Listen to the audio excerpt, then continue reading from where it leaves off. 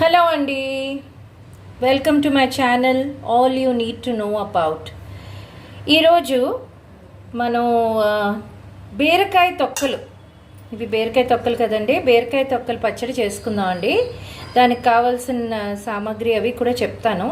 అయితే బీరకాయ తొక్కల్లో చాలా న్యూట్రిషనల్ కంటెంట్స్ ఉంటాయండి. మనం బీరకాయ తొక్కలు కదా అని చెప్పి తీసి పడేస్తాము.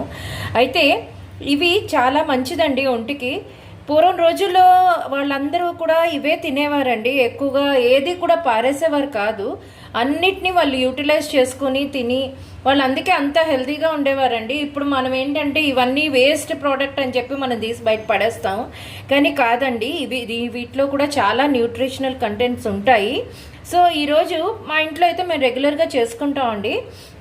ఆనపకాయ తొక్కలు కానీ బీరకాయ తొక్కలు కానీ దాన్ని ఏదో ఒక విధంగా మేము యూజ్ చేయడానికి ట్రై చేస్తాము. అయితే మరీ ఎక్కువ అయిపోతే పడేస్తాం అనుకోండి. అయితే మా అమ్మగారికి ఏదో ఒక పచ్చడి కావాలి అని అడుగుతారు. అందుకని చెప్పి ఈరోజు నేను బీరకాయ తొక్కలు పచ్చడి చేస్తున్నానండి. దానికి కావాల్సిన సామాగ్రి బీరకాయ తొక్కలండి. ఈ మాత్రం గిన్నెతో తీసుకున్నాను నేను. 1 కేజీ బీరకాయలా ఉంటుందండి. దానికి ఇదిగోటండి శనగపప్పు, 2 పిడికెళ్ళు శనగపప్పు, కొంచెం చిన్న చింతపండు అండి. చింతపండు మరీ ఎక్కువ వేసుకోకూడదు, కొంచెం వేసుకున్నాను. ఎందుకంటే ఆల్మోస్ట్ కేజీ కదండి, అందుకని అంత తీసుకున్నాను. అలాగే 4 టమాటాలు, 7 నుంచి 8 పచ్చిమిరపకాయలు, 1 ఉల్లిపాయ అండి, కొంచెం జీలకర్ర. ఇవి ఇప్పుడు పోపు వేసుకొని మనం వేపుకొని ఆ తర్వాత మనం దాన్ని మిక్సీ చేసి పోపు వేసుకోవాలండి. సో ఇప్పుడు నేను ఇది పోపు వేసిన తర్వాత మీకు చూపిస్తానండి. కళాయి పెట్టుకున్నామండి, ఆయిల్ కూడా వేడెక్కిపోయింది. సో ఫస్ట్ మనం ఇందులోని జీలకర్ర వేసుకున్నామండి. జీలకర్ర వేసుకున్నాక అందులో ఇందాక మనం శనగపప్పు పెట్టుకున్నాం కదండి, రెడీగా శనగపప్పు పెట్టుకున్నాం కదా. సో ఆ శనగపప్పుని కూడా ఇందులో వేసేసుకుందాము. ఎప్పుడు కూడా మీకు చెప్పాను కదండి, ఇదివరకు కూడా డ్రై ఐటమ్స్ ఫస్ట్ వేయాలండి, ఎందుకంటే అవి కొంచెం వేగాలి. సో ముందు ఇవి జీలకర్ర వేసుకుని మనం శనగపప్పు కూడా వేసుకున్నామండి. సో ఇది ఇలా కాసేపు వేగనివ్వాలండి దీన్ని. సో వేగనిచ్చాక అప్పుడు మనం ఉల్లిపాయ, పచ్చిమిరపకాయ, టమాటా ఇవన్నీ వేసుకుందామండి. చూడండి, కొంచెం చిన్నగా వేగుతున్నది. సో ఇప్పుడు ఇందులోనే మనం ఈ ఉల్లిపాయలను వేసేసుకుందామండి.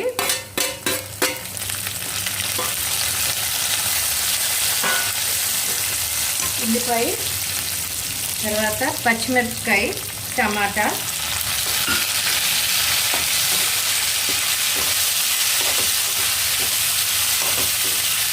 ఇందులో వేసేసుకుందాం. ఇలా వేపుకోవడమేనండి కాసేపు.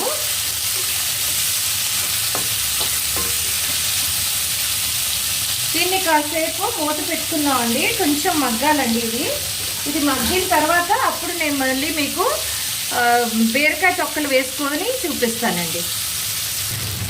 ఇదండి మగ్గిపోయిందండి కొంచెం. ఇప్పుడు ఇందులోని మనం వెల్లుల్లిపాయ కూడా వేసుకోవచ్చండి. నేను వెల్లుల్లిపాయ కూడా వేసుకుంటాను. ఇంకోనండి కొంచెం కచ్చా పచ్చాగా దంచేసి వెల్లుల్లిపాయ కూడా ఇందులో వేసుకుంటున్నానండి. అయితే వేసుకున్నాక ఇప్పుడు మనం ఇందులోని ఈ వెల్లుల్లిపాయ వేసాక కొంచెం ఇలాగా కలిపేసి ఇందులో మనం ఇప్పుడు ఈ బీరకాయ తొక్కల్ని బాగా కడుక్కొని పెట్టుకున్నానండి. సో ఈ తొక్కల్ని కూడా ఇందులోని వేసేసి ఇప్పుడు వేపేసుకుందామండి.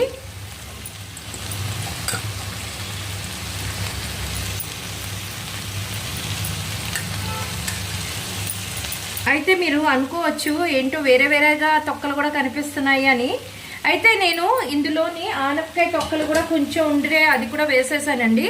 అలాగే బంగాళదుంప తొక్కలు కూడా ఇందులో వేసానండి నేను. సో ఈరోజు అంటే మనం దాంతో కూడా చేసుకోవచ్చు. దాంతో కూడా మీకు ఇంకోసారి బంగాళదుంపలది కూడా చూపిస్తానండి నేను రెసిపీ. దాంతో కూడా మంచి స్నాక్ కింద చేసుకోవచ్చండి.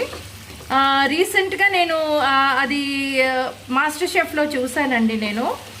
సో అది కూడా మీకు చేసి చూపిస్తాను. అంటే మాకు తెలుసు, చిన్నప్పటి నుంచి మేము తినేవాళ్ళం.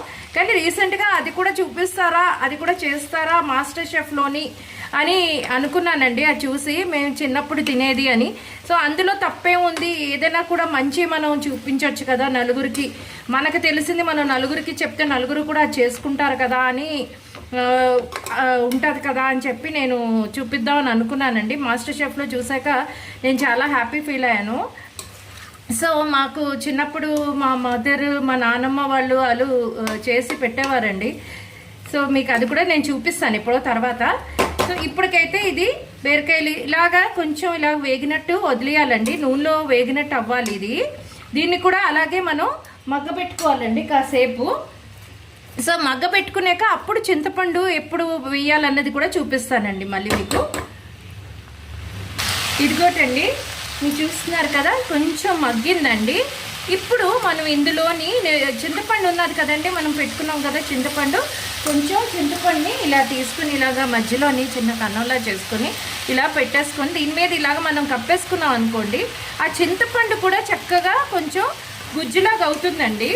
మనకి తిప్పుకున్నప్పుడు దాని ఫ్లేవర్ కూడా అంటే ఈ పోపు అంతటికి కూడా తగులుతుందండి. సో అందుకని చెప్పి ఇలా కొంచెం ఇలా మగ్గబెట్టుకొని మళ్ళీ మనం మూత పెట్టేసుకున్నామండి. ఇంకా మగ్గాలండి, దీనిలో వాటర్ అంతా బయటికి రావాలి. సో ఇంకాసేపు మగ్గాలండి. మగ్గిన తర్వాత అప్పుడు మీకు చూపిస్తానండి. అయితే ఇందులోని మనం ఈ స్టేజ్లో ఉన్నప్పుడే కొంచెం మనం సాల్ట్ వేసేసుకోవాలి, తగినంత సాల్ట్. మీకు ఎంత నచ్చితే అంటే మీ టేస్ట్ బట్టి మీరు సాల్ట్ వేసుకోండి. నేనైతే 2 స్పూన్స్ వేసుకుంటున్నానండి, ఎందుకంటే ఇది కేజీ బీరకాయలు తొక్క కదా. సో అందుకని నేను 2 స్పూన్స్ వేసుకున్నాను. తర్వాత ఒకవేళ ఏమైనా తక్కువైతే నేను యాడ్ చేసుకుంటానండి. మీరైతే ఇలాగే వేసుకోండి. నేనైతే అంటే మీకు నచ్చిన టేస్ట్ బట్టి మీరు సాల్ట్ వేసుకోండి. ఇప్పుడు సాల్ట్ ఇలా వేసేసాను కదండి, సాల్ట్ కూడా కొంచెం ఇలా కలిపేద్దాము. సో దట్ దాంట్లో ఇంకా ఏమైనా కొంచెం వాటర్ ఉన్నా కూడా అది కూడా బయటకు వచ్చేస్తుంది. సో అందుకని ఇలాగా కొంచెం కలిపేసుకుంటే బాగుంటుందండి. ఇలా కలిపేసుకుందాము. కలుపుకొని ఇప్పుడు మూత పెట్టేసుకుందాం అండి. మళ్ళీ కొంచెం ఒక 5-10 మినిట్స్ తర్వాత మళ్ళీ మీకు చూపిస్తానండి.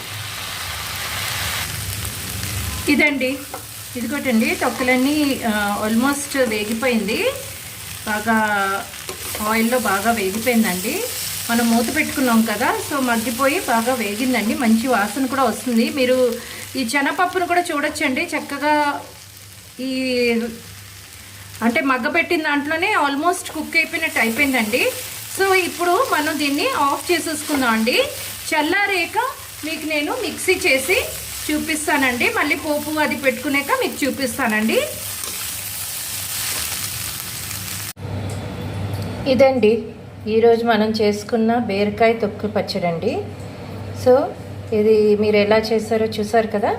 సో అలాగే మీరు కూడా చేసి పెట్టుకొని తినండి. సో ఇది ఈరోజు రెసిపీ అండి. మళ్ళీ మీ ముందుకి ఇంకొక కొత్త రెసిపీతో వస్తానండి.